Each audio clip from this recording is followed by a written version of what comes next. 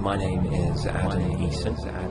My name is wonderful, beneficial changes in your life. What are the beneficial changes in your life?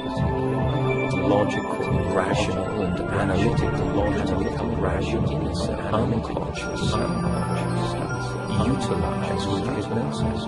You get a different feeling. You're unconscious, you're unconscious, My name is Adam Eason. My name is Adam Eason. Welcome to this unique Adam Eason experience. Relax, open your mind, and enjoy. Well, hello there. I am Adam Eason of adam-eason.com. That's Adam Eason with a hyphen in the middle.com. Now, I'm guessing that if you are listening to this and watching this clip, then you know something about the mind-body link, don't you? Well, I'm sure you know that when you're stressed for long periods of time in the mental department, the psychological department, then your physical resistances and immune system are weakened also. Your state of mind affects your state of body, and lots of people have heard of what we term mind-body. But how many of us can actually demonstrate it in real-life terms or actually know what it means? So we're talking about something quite different here. On a recent hypnotherapy training course, I was talking to my students. On it, we cover lots of information on what us hypnosis professionals term suggestibility tests. And that is showing individuals how open they are to suggestion prior to taking that individual into hypnosis. It also serves to show the client that they are open to suggestion, and so many consider it to be useful for a whole bunch of reasons, some of which are not pertinent here today, so I'm not going to go on about them. You see, these days, everyone has heard of the expression or the words mind-body, medicine, healthcare, system, or whatever it may be. Yet real mind-body links are demonstrated perfectly and very obviously with hypnotic suggestibility tests. And it's what we refer to in the field of hypnosis and hypnotherapy as ideo-motor responses. Did you ever see those highly annoying headlines that unimaginative journalists write every time they interview a hypnotherapist? Something like, "Look into my eyes," or "You are feeling sleepy." Yet these words are never really used these days. They're often accompanied by the image of someone using a pendulum of some kind or a swinging watch as the tool to take someone into hypnosis. I even have photographs of myself using a pendulum and being hypnotic with it, albeit rather tongue-in-cheek. It's the pendulum that I'm writing about and that I've been talking about to my students just recently. And I'm going to show you today how to use it as a brilliant way to show how your mind communicates with you and with your body when you apply your mind in a particular way. There was once a man who went by the name of Michel Eugene Chevreuls. He was a well-known French chemist who, in the early 1800s, investigated what was seen as an occult phenomenon of the pendulum, and he wanted to give it a plausible scientific explanation. So in 1812, Chevreuls discovered the psychophysiological basis of dowsing, though it was not publicly realized until 1833 when his work was shared. Now, Chevreuls' explorations and investigations showed that the pendulum effect is due to a simple, regular, and very usual human reaction, but a reaction with such interesting effects that it almost borders on magic, and has been passed off as mystical phenomena for years previously.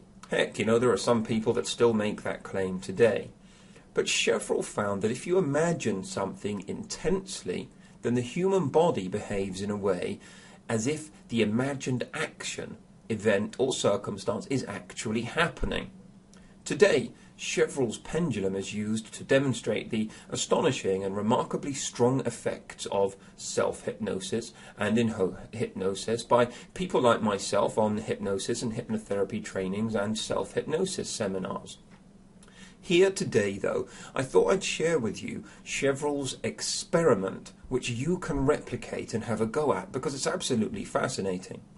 The experiment, which could be done by anyone of just about any age, aims to illustrate that, firstly, the imagination can affect and influence physical movements. Some might say that it's the unconscious mind affecting the aspects of yourself not under the control of the conscious mind. Secondly, though, the actions very often are sustained by the imagination without the interference of conscious will.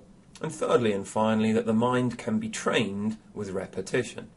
And here's the experiment in a step-by-step guide for you to have a go at: Chevreuls Pendulum experiment. Step 1. First of all, grab yourself a piece of paper or card and draw a circle with about a 40 or 50 centimetre diameter or so. Mark A at the top of the circle, C at the bottom, and B to the right and D to the left of the circle. Join up each letter with a line so that you have a cross inside of the circle. Basically, it should look like a big circle with a cross in the middle, dividing it into quarters, and with the letters A to D going clockwise around the points of the cross. Step 2. If you've not got your own pendulum already, then you need to make one. So go get some cotton or some string or any similar stuff like that, and have it at a length of 30 to 35 centimeters or so. Attach a small weight to the end. You can use a ring or anything at the end that will serve as the weight for the pendulum. Step 3. Now you need to take a seat at a table with your piece of paper, your card on the table in front of you. Rest your elbow on the tabletop. Hold the string between your thumb and forefinger so that the pendulum weight can hang straight down, ideally a couple of centimeters above the center of the cross in the middle. Try to hold the pendulum as still and immovable as possible. Let your arm be as loose as it possibly can while you're holding the string in this position.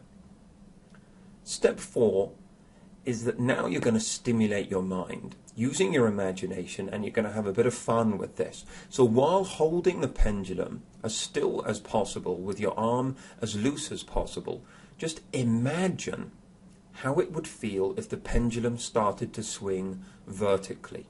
In your mind, imagine it swinging. Just really engage your imagination. Imagine watching it swing vertically along the line of your diagram. Don't do anything consciously to make it swing. Simply imagine as intensely as you can that the pendulum is starting to swing all on its own. Step 4. After you've spent a couple of minutes really engaging your imagination, you may well be finding that the pendulum is starting to swing. It's likely that at first it might be small swings and small movements, and then these grow to be wider, bolder swings in a vertical direction. When you've succeeded with the vertical swings, then you can do the same to imagine what it would feel like if the pendulum instead started rotating clockwise. Once again, the pendulum reads your mind and starts rotating in the way you imagined. You do absolutely nothing, and still your thoughts made an inanimate object in your hand move in a mentally predetermined way. Pretty cool, eh? Step 5 then, the pendulum takes tiny movements one end. It magnifies them, and they're expressed much more largely at the other end. So when you are imagining the pendulum swinging, then subconsciously, so to speak, your body makes very small, almost imperceptible movements in the right direction. The pendulum, of course, is an energy accumulating system, so the minute, imperceptible swings from your fingers, from your hand, add up. And after a while, the pendulum swings with ease to watch the movements. When you've noticed this, Start to see what happens when you imagine it swinging when you're calmer, relaxed and happy. Notice how it changes when you focus on different places. So when you focus on the tip of the pendulum or your arm that's holding it. And notice how a variety of different thoughts affect the receptivity of the mind to affect your body and the movements. You can learn a massive amount about yourself by exploring this. The principle that Chevreuls' scientific pendulum investigation uncovered is that the human body reacts physically and chemically to imagined situations with this ideo-motor response. And it's behind a host of important psychological theories and notions, including the basis for lots of what we know about mind-body connections. Thank you very much for listening. Hope you enjoyed that. I'm Adam Eason from adam-eason.com. That's Adam Eason with a hyphen in the middle.com.